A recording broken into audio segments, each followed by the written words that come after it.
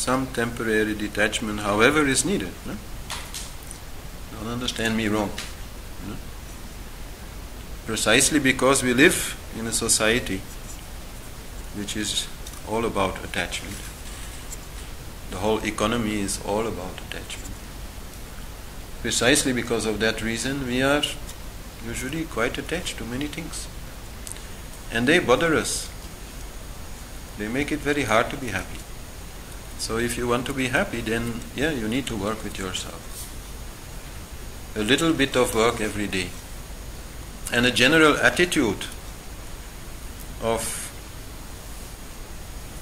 detached attachment is needed. No? But especially also this half hour a day, 1 hour a day, where you stop this. No? As I said, mind itself is not so very attached, but whatever attachment is in you, in your subconscious mind, in your ego, is so much strengthened by mind. You can't keep still about it. So if you don't control this one, how can you control your attachments? Impossible. Quite clearly said, impossible.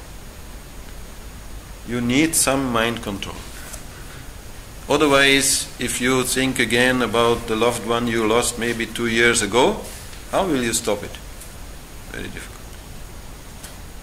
Only, when you feel okay, it's no use, you can be quiet about it, then you can do it. So that requires some exercise, some renunciation, a little every day, at least. It's about being a little bit serious, so that you can be very serious about not being serious. If you are not sometimes a little serious, then it will be very hard to be not serious. That is what's there. I've said it many times, Shiva and Vishnu. The job of going inside and finding the self is a serious job.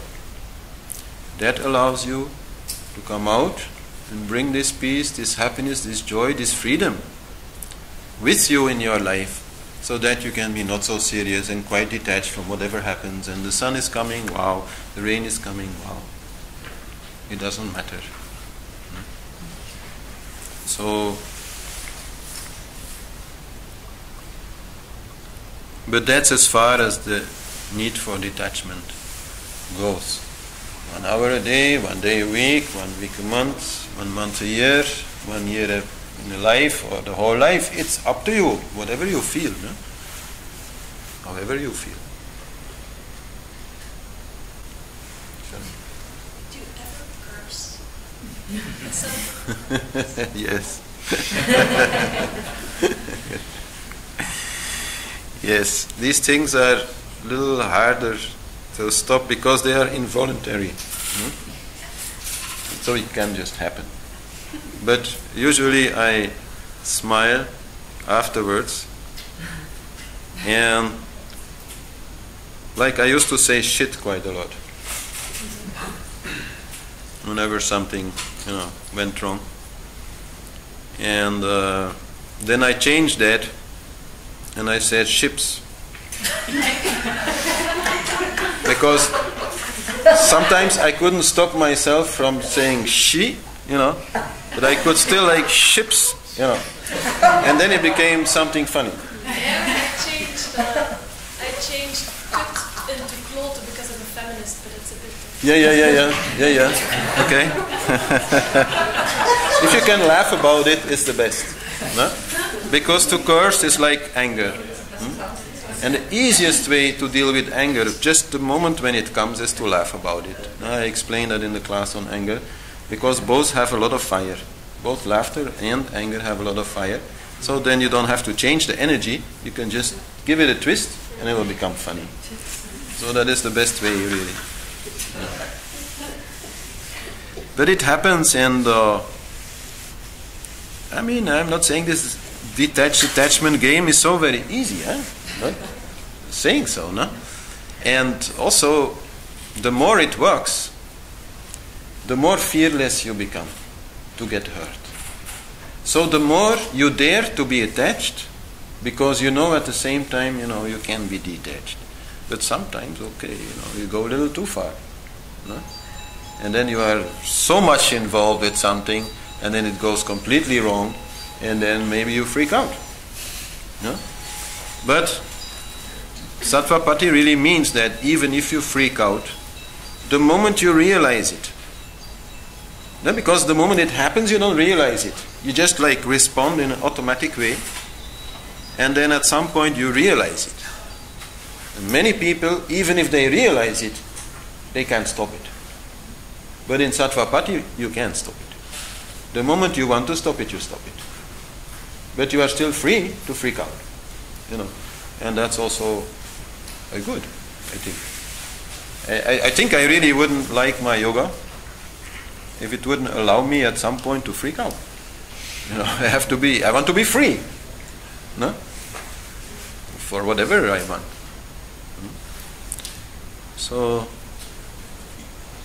this is part of not being attached to your achievements also. It does not matter. It does not matter even, to make a mistake, to freak out, it does not matter. Because you can always go back. And nothing happened.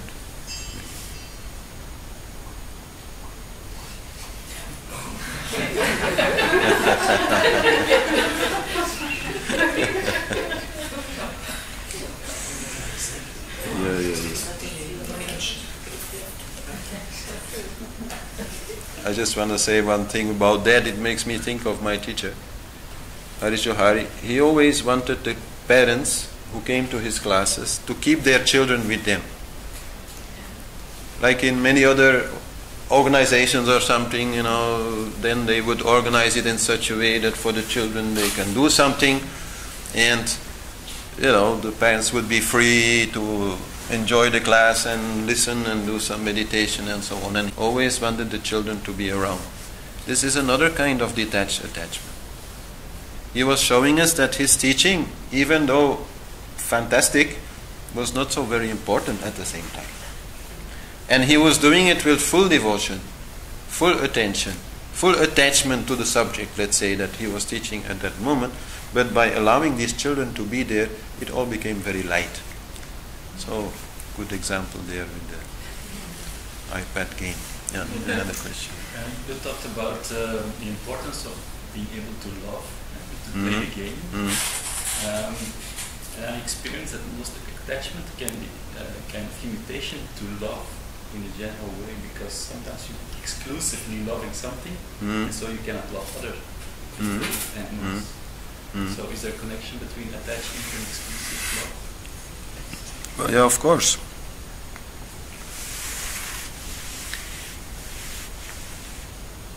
And the more you're detached, easier it is to love parallel. In the mind, mostly abstract stuff. When we love somebody, the tendency to become attached is strong.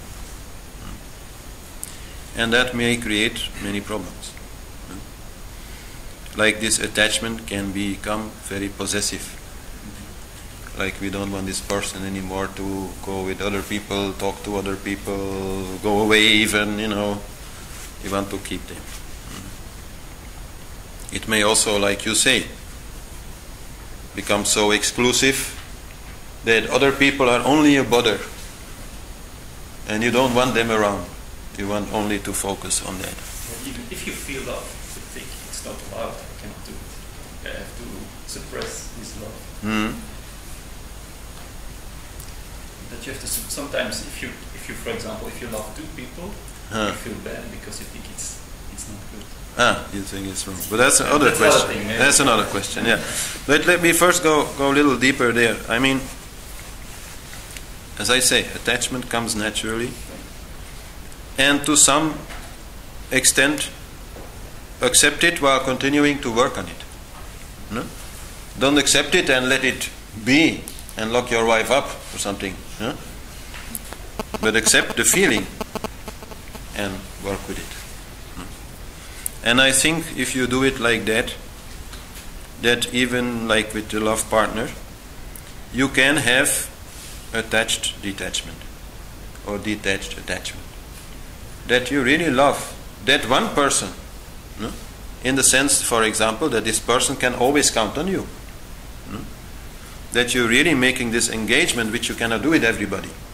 Because if everybody can count on you, then nobody can count on you. No? So, only two hands. No? So, that then I think can evolve in such a way that it becomes balanced, and also then allows other kinds of love to be there also. No? But this game was not like made in such a way that the ultimate idea is to like love everybody in any active kind of way. Like we can love everybody whom we meet. That way it works. But like if continuously I have to feel love for the people in Africa, it's not very practical at this moment because I am not in Africa. No? In that way, if everybody is your friend and you really want to live like that, then you will not have really any good friends. Because a good friend kind of needs you also. No? Needs you to be around, needs you to pick up the phone. But if all the time that friend is calling, you are on the phone with another friend, it's hard. No? So it is not necessary. God is everywhere. No? Everywhere this possibility of love is there. No? So, of course, you're touching upon a major issue, because if there is one place where detached attachment is maybe the most difficult, it's in love relationships. No? And so there definitely somehow we have to be able to love without getting too attached. Not easy. Not easy. But it's the same issue, the same problem is the same way. It is only from here that we can do it. When the love becomes something which comes from somewhere else, like more from the mind, or from the more raw emotions of the heart, or from the body, or from the money, or many ways love can be there. Then, hard. But if it can come from the purity of the self, then good. But that does not mean that the very basic idea and very natural idea of two people connecting and having some sort of special relationship would be wrong. That I absolutely like to make clear, because these days people are talking polyamory. Huh? And then they feel like this is it. This is how everybody has to do it. This is actually the only thing which is a kind of love which is not wrong. Wrong idea. I'm not saying that that kind of relationships are wrong at all. Whatever you want. There, if both agree, why not? To have a very fleeting kind of relationship, or a very unattached relationship. But as I said, some attachment is there. Some suffering is there. Some price we pay. Some thing is there, because then you can, make it beautiful. Like, you cannot make a painting without using paint. No? It's the same thing. I mean, there's always something that you have to let go to get something else. So,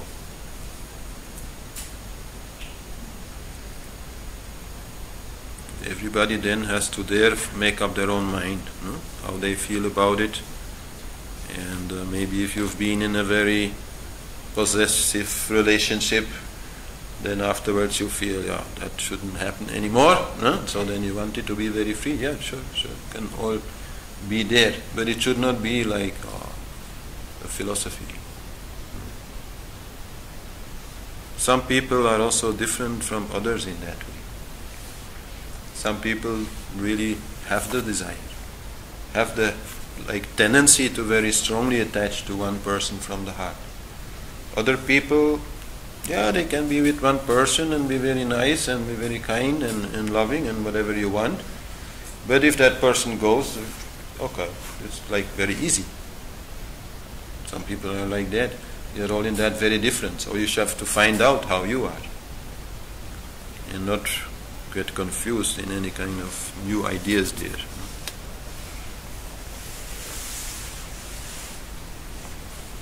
But it's the most difficult part. I feel.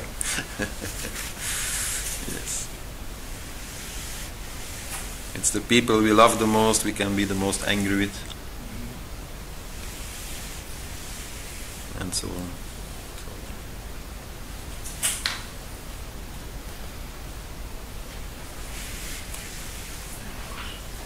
You talked about the relationship between attachment and the chakras. The last one we talked about was the fifth one, I think. Sixth. Yes.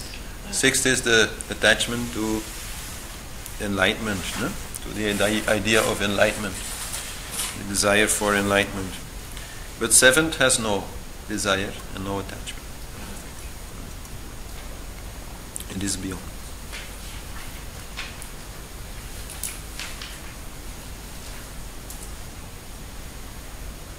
It is because of the five elements. No? The desire to survive is the desire of earth.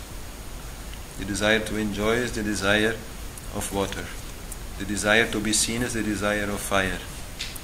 The desire to touch, to connect, is the desire of air.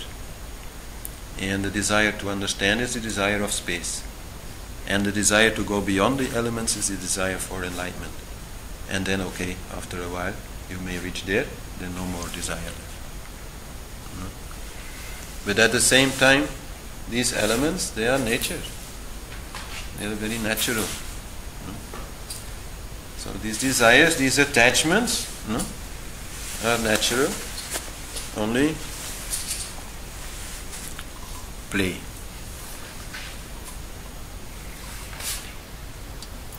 Only our fixed ideas are the problem. So remember Obelix's dog. Oh really, that I had a sticker of that like on my fridge.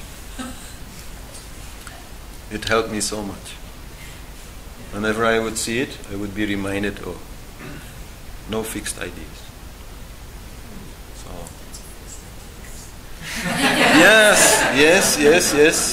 yes, sure. Even that. No, but you're very right. Because the moment I find a fixed idea in myself and I get upset about it, I have a problem. So truly when I think about the dog, then it helps me because it's such a funny little dog. So this idea of not having any fixed ideas can be quite like funny, not very serious also. So that's why it's a good like attachment.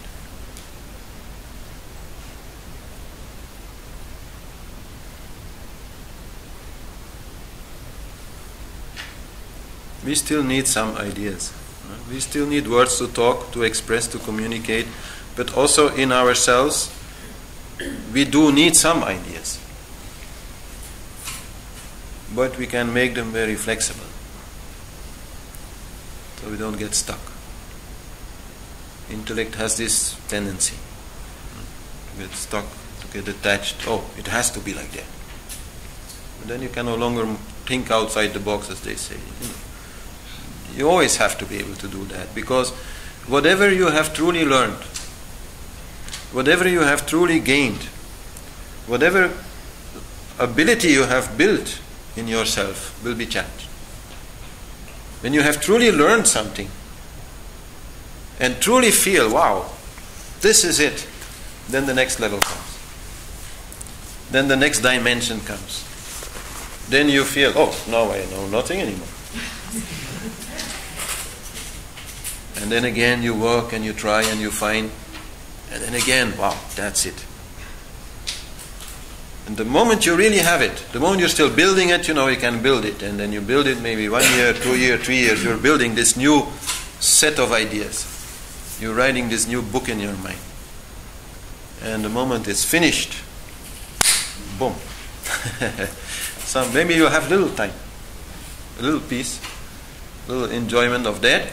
And then again it will come and lightning will strike and something will challenge it. So that you have again to go beyond. So, but this is the practice of yoga and meditation and everything that comes along with it in a serious way for some years. And then I can guarantee you will find the connection and have the connection quite ready for you.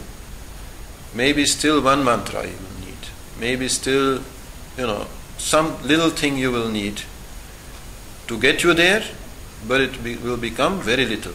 It will not mean sitting for half an hour. No, it will mean 1 minute or half minute or 10 seconds or 1 second or no second. And that then is the moment where you can really do this. And it will just come. It will just come. Detached attachment is not something like you can consciously do. You can a little bit play with it, try with it, but you will just be shifting between attachment and detachment. Detached attachment is something which comes from here. It's like a natural attribute of being here. And that feeling becomes so overpowering that all else becomes like less. It's not going away. Swearing can still be there, no? But it doesn't have much power. It's just like automotive response. And the rest is calm.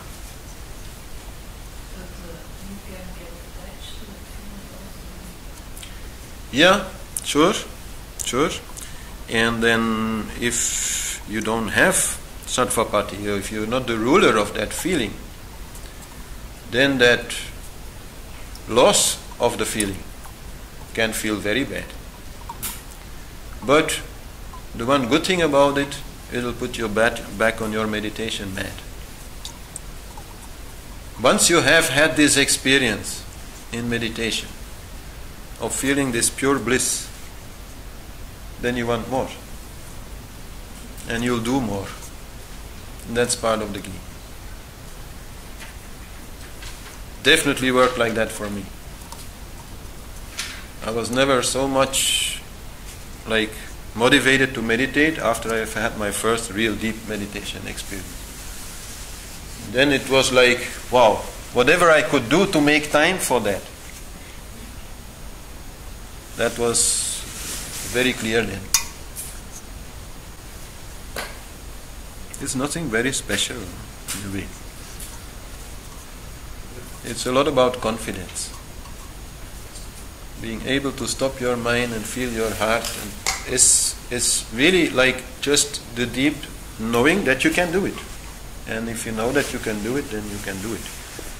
If you are uncertain about it, then it's hard. So for those of you who had some of that experiences, then remember it. Know that it was true then.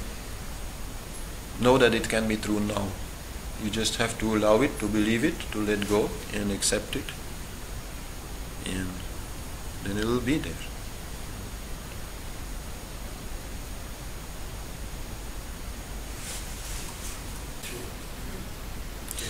Yeah. I experienced that the whole illusion is attachment for me. Mm. And maybe it comes again in the future. Yeah, but that is also what I was saying, no? That to go into the cave, no? To really withdraw from life or to become a Buddhist monk or for some time live that life, It's very good. But the moment that you are there and you again start dreaming of the world outside, then you again need to go outside and play. Sure, in the 7 stages towards enlightenment, no? The first one is this kind of life sucks. I don't want to play anymore. I want to get out. I want to be happy whatever happens. I want to step out of this game. So that is quite natural. No? But of course it cannot stay there. You have to face your demons. You have to face your desires, your blockages and so on. No? It's no use running away, because whatever you are running away from is in you. Sure, many of us sometimes feel sad, let's say, like lacking confidence to live this life. And then we withdraw. This is natural. It's also an opportunity to find peace, because at that time you really are no longer interested. We really had enough. But that is temporary. No? Then we find peace, and then when that energy again becomes positive, the same desires, they will come out. No? And then, okay, you may feel you lost some time, but not really, because you also learned something. But the moment you realize it, you step out. Householder yoga, as they call it, no? Is still, in a way, extremely difficult compared to monk yoga or sadhu yoga. No? It may seem like what the sadhu is doing is the most difficult, because like he has to give up everything. But then also, a lot of temptation is no longer there, and whatever desires are still there in the subconscious, they can like a little bit fall asleep. But then you can find a sadhu or a monk who is maybe 70 years old and suddenly starts running after women. I've seen it happen. And then that person may feel like he wasted his life, because he somehow thought he had to detach, or felt like detaching because of bad experiences with the world, and so became a monk. But okay, if the desires are still there, they're going to come out someday. So in that way, detachment can be a little waste also. But temporary is very good. And if you feel like it, you should do it. But you should not get attached to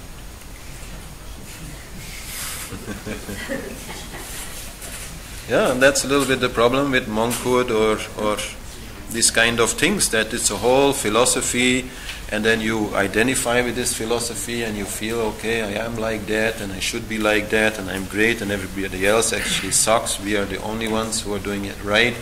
And then you get so much into that, and maybe 50 years later you realize, oh shit. Oh, ships. Sorry.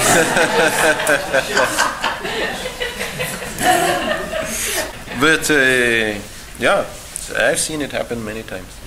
And running away to the temple for the truth, I think it's not fair to yourself, it's not fair for the community where you live, because it's a wrong reason to be there.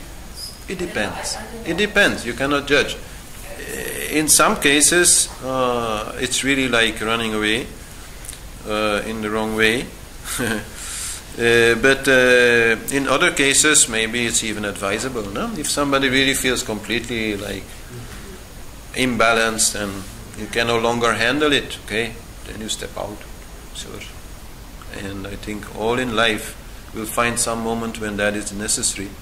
And then that moment should also be seized, as I said, because in that sadness or confusion, there is a detachment. You don't want anymore to play.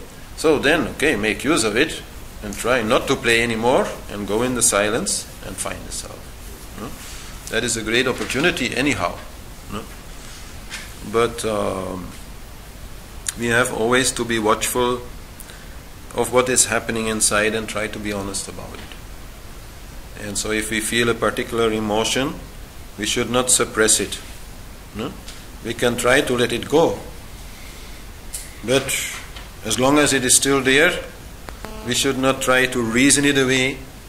We should not try to tell ourselves that it is away or should be away, that we are very bad or stupid that it is still there.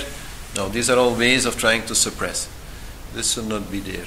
When an emotion is there, an unhappiness is there, we can try to face it, see the source of it, work with it, like I explained in Rasa Sadhana. No? This is the basic idea there. No? To control it without suppressing it, so that you can see the source of it and get the root out of it. So that is work you have to do, otherwise it will get stuck in your subconscious and it will come out anyway. So then it's a waste of time.